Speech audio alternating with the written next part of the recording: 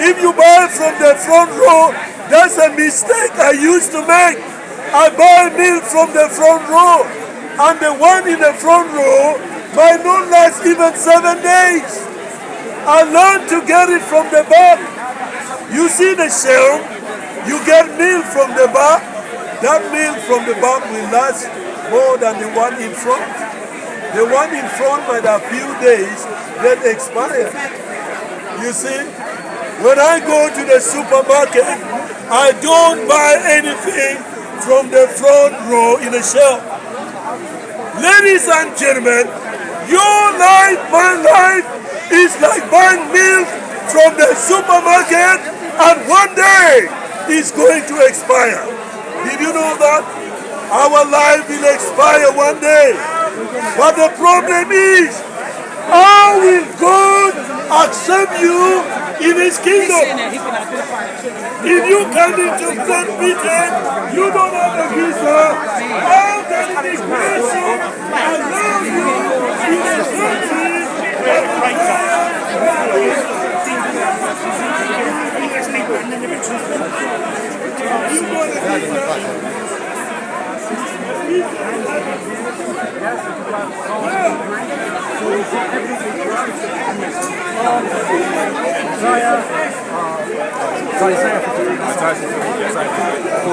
but also, like I said, Jonah 2:2, that's exactly what Jesus is referring to, and we know that because he referenced it at a different event.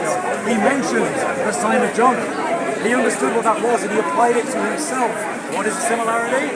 Well, he died for 10 days. And we were driving, so we just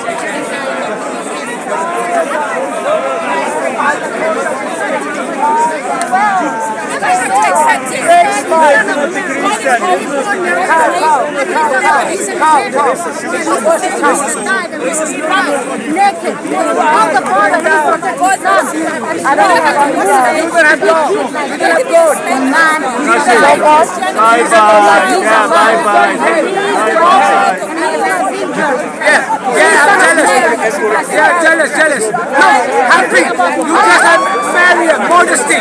No modesty. Modesty. Comes to the African.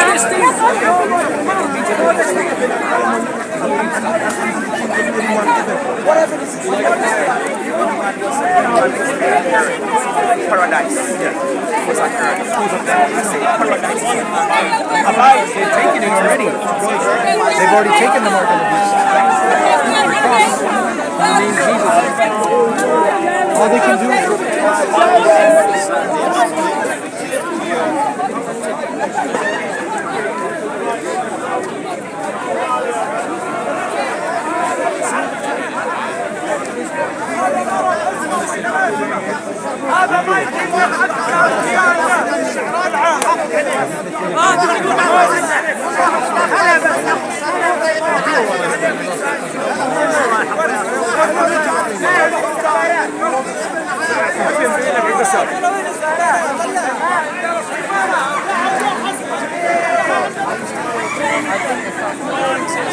suggests there is a great potential higher power. Like the fact that the universe exists is like good evidence that there is something more out there. But I've never really given it like a lot of thought, whether it's a Christian God, Allah, Jewish God, maybe it's like, you know, Hindu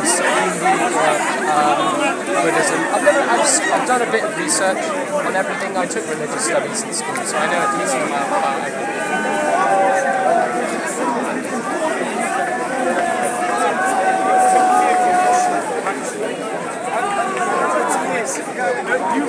You're more likely to be sent to prison for calling someone a paedophile if you do it in the wrong way than you are for actually being a paedophile.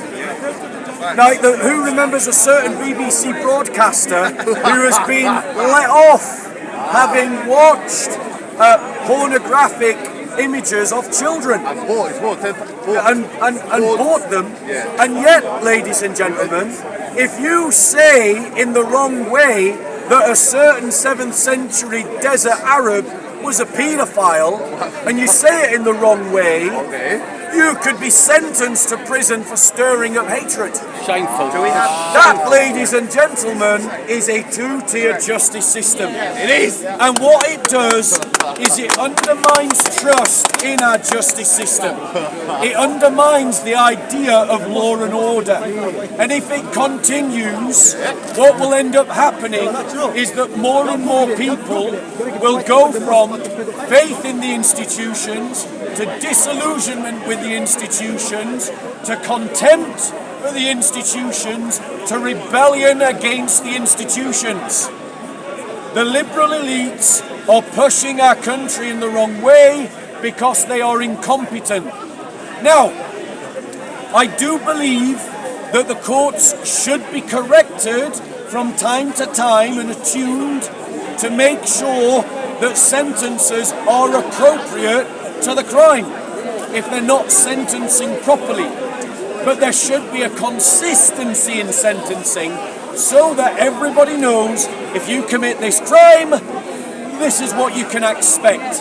But what we've got in our country is that some people are committing some of the same crimes as other people and receiving different kinds of sentences. Ladies and gentlemen, the one that always sticks in my mind was when a group of, I think it was Somali girls, who had got drunk, attacked someone whilst being drunk, and the judge let them off. Now, ladies and gentlemen, the judge let them off and said that they were not used to being drunk. Or we've got the example of the two people that were prosecuted and in front of a Muslim judge having war logos celebrating Hamas, the Muslim judge let them off. Now that Muslim judge is now under investigation for corruption. Rightly so, he's under review. But I'm telling you that our liberal society is allowing itself to be infiltrated by Islamists who are sympathetic to the ideology of the Muslim Brotherhood, and they are using our democratic institutions against liberal secularism.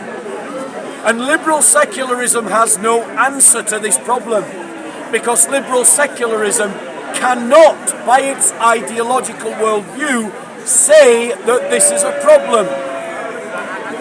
I haven't finished. Christians, however, can say that this is a problem, and they can deal with it. And we do need to deal with it, because the corruption that you see in places like Tower Hamlets needs to be dealt with, and our government is not doing so. Any other questions? Go on. Do we have anything close to a freedom of speech law?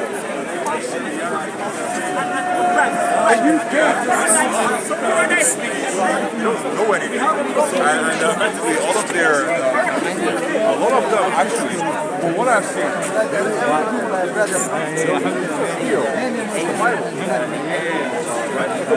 for example,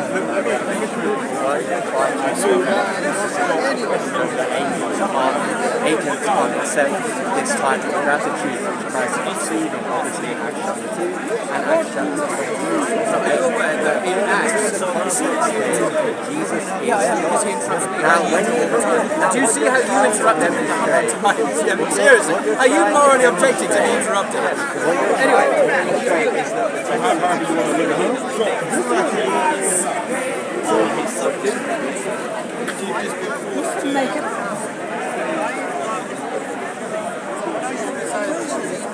I love them. If you're committing a genocide, you're going to be in a lot of trouble when you're judged by God.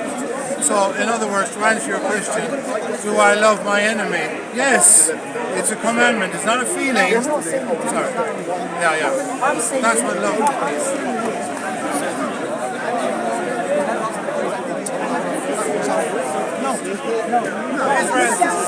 That's what they're saying.